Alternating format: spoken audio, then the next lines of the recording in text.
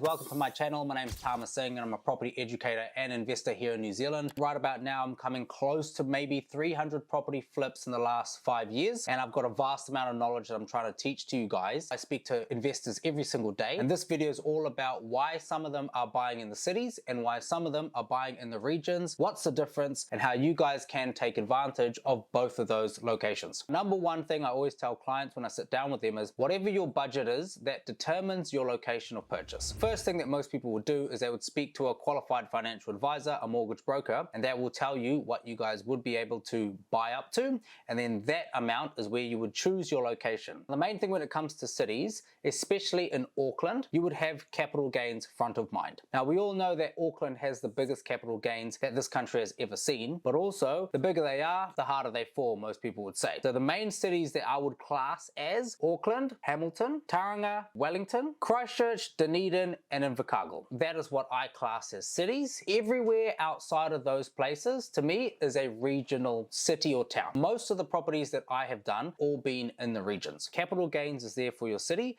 and then cash flow, high yielding for your regional purchases. So the best way that you guys can visualize the differences between these types of deals is just looking at the numbers. If you're buying something that's in the region, chances are you can buy it for below $500,000. This means that your deposit requirement of 30% is far more obtainable for the average person. If you were to buy your first home there, your KiwiSaver is almost enough to cover the full 20%. But if you're looking in, say, Auckland, for example, majority of people will be looking at around about the $800,000. Now that is where the house is renovated, where you can either do nothing to it, get it rented immediately, or you can move into it. Average KiwiSaver in New Zealand is sitting around 45 to 50 grand. That's not enough to even dent the deposit that's required as a 20%.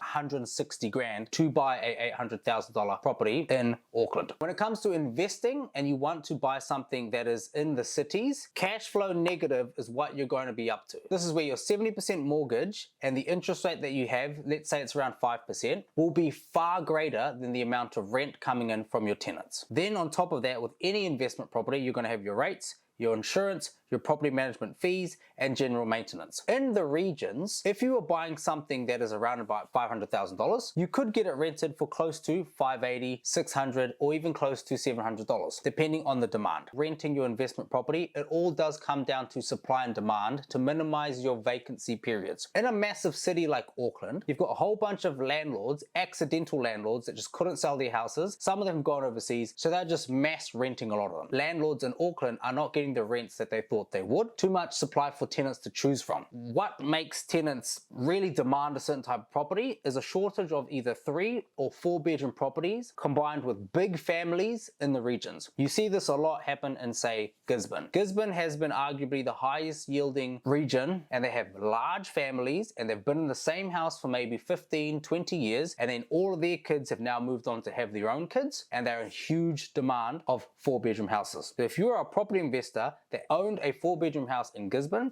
and you put it up for rent, sometimes they were renting for around about $720 to $750 a week. This was only around 18 months ago. So your yield, your cash flow, your return on investment would be huge, solely because you're in the right place at the right time. In Auckland, a 4 bedroom can sit there for around about $700, but your mortgage is roughly over $800,000. So this is where the cash flow, looking at things on a spreadsheet and numbers, really makes you analyze what is the best type of purchase. You have to choose one of the two things. It's either going to be cash flow or it's going to be equity. Depending also on your age and your personal circumstance, this has to be a factor. If you're a young person that works full-time and you're on a decent salary, chances are you can sacrifice a little bit of cash flow and you're after capital gains and equity, because that's going to be the most important thing as you hold on to that property long term. On the opposite, if you are coming up to maybe 55 years old and you're thinking about retirement, which is 65 years old in this country, you don't really want to focus too much on equity. Depends on your strategy, of course, but you want cash flow. You want to be able to get out of your full-time job and you want to be able to live your life, and you need to have that weekly wage being topped up from something else, and that will be a cash flow, high yielding investment property. So that is why people that start their property journey from, say, 20 years old all the way up to like 40 or 50, those are the ones that allocate a whole bunch of equity. Then once you get over that age, this is where you just want excess cash flow coming into your bank account every single week. The average property that is high yielding,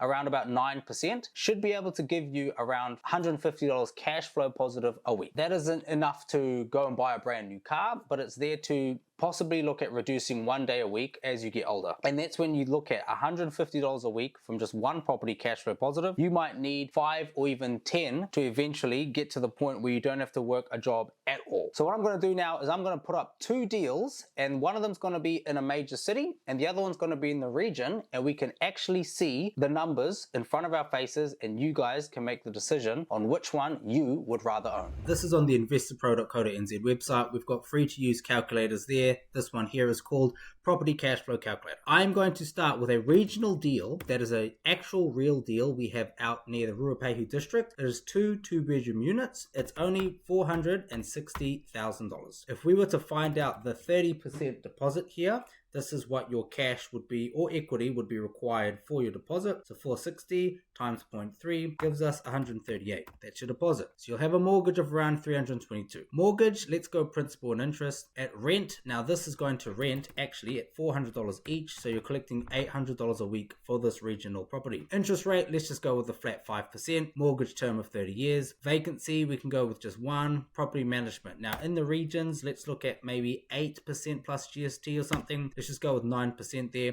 Maintenance, older house in a smaller town, let's just go with the same thing, $2,000 maintenance. Now the rates, smaller town, less money from the council to come from the population. The rates here are actually quite expensive at $6356. Insurance for this multi-income property would most likely be around about the $2,500 mark. Calculate the cash flow here. You're getting $106 per week. This is great cash flow analysis. You can double check these numbers with your own spreadsheet or your own accountant, but for most people, if they had 10 of these, they'll be earning, $1,000 a week, which is enough for them to retire completely if they had no other debt. $460K purchase price with only $138K deposit required. So this is your regional. If you were to change this to just interest only, you'd be at nearly $200 a week, which is excellent cash flow. You've got more money in your back pocket. Now, obviously, you still have to take the tax out of this number. If you were to go to a higher interest rate at 7%, you'll still be there at around $70. If we were to swap this over to an Auckland deal, let's just look at Auckland being a $800,000 purchase price, because you're buying something that might have like land to develop in the future. Your deposit on this is going to be far more at 30%. So your barrier of entry here, you're going to have at least 240 grand, 240K with over a $500,000 mortgage. Same thing, let's start off with principal and interest. The rent, now you might only get $850 a week rent here. To be honest, if this is out in South Auckland and you're buying this, the rent you'll probably only achieve is around $780.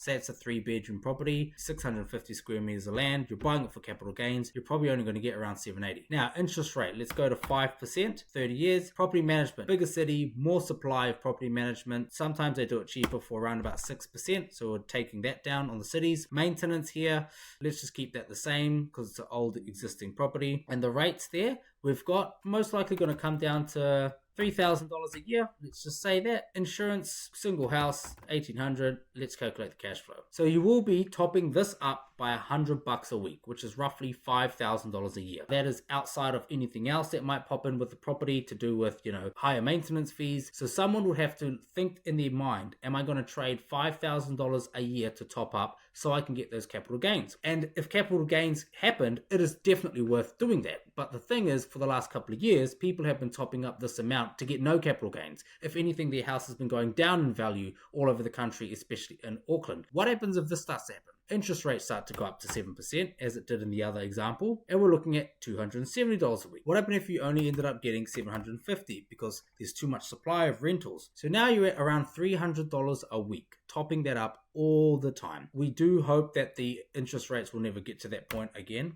Fingers crossed. And even if it was at 7% and you just change to interest only, which is most people's savior, you're still going to have to be topping this up. So you can see capital gains has to happen in the cities. You have to time that right, make sure you've bought well in a good location so the topping up of the cash flow justifies holding that property long term. So hopefully you guys have seen this. Go on the Investor Pro website and play around with the calculators yourself. So as you can see there, the one that I showed that is in the region gives you far more cash flow than the Auckland one. The other thing about buying in the cities is you have to time the capital gains. If you know that there's going to be reports and interest rates are still staying high and there's an exodus of people leaving from Auckland to Australia, and you know that this isn't the time capital gains will happen, you focus on cash flow. If you know there's an announcement happening in a city that you know capital gains is imminent, that's when you would then focus on so you can catch that wave of house prices going up. But as I said, no one really really has a crystal ball. This comes down to how much seriousness you want to take being a property investor, educating yourself, following the type of headlines, seeing what the politicians are doing, where they're announcing their government spend, because that is your biggest indicator of where the capital gains are going to happen. The pros and cons of the regions versus cities. So the basic thing is the cities have more people, they have a bigger buying pool when it comes to flipping, but at the same time, your listing can be flooded when it comes to doing flips because you're on page 1 of maybe 30. Capital gains, population growth, which is good, and you also have a lot more tradies available. So if you were doing renos, if you're doing maintenance, chances of you finding an electrician or plumber at a moment's notice is very easy. In the regions, you have the opposite of that. So you might not be able to find tradesmen very easily. Getting materials there is going to be a nightmare. And because it's got less people, chances are the rates are a lot higher in the regions as well. And that also is a factor that can affect your cash flow. Your barrier of entry, your deposit requirement of 30% in the regions is far less, that you could actually do more with your money, buy more properties than just putting it all into one, say Auckland or Wellington property. The region obviously gives you a certain supply and demand where you have an advantage if you choose the right town. This is where you really need to talk to someone that can understand your long-term goals and what you intend to do in your personal life regarding adding to the income. So the property shouldn't be your be-all and end-all. You might be doing other side hustles, you might be working full-time that will supplement your rental property income. So one day, especially if you're watching this and you are over 40, you do want to have a mix of both, but it really does come down to what's happening with interest rates, government policies, tax policies, and just overall market commentary. If you do want to have a little bit of a chat on what I can talk to you guys a bit more into regional purchases or city purchases, click the link below and I can go over some examples of what I've seen other clients do. If you want to check out some of my other videos, make sure you click here, like this video and subscribe to see more content.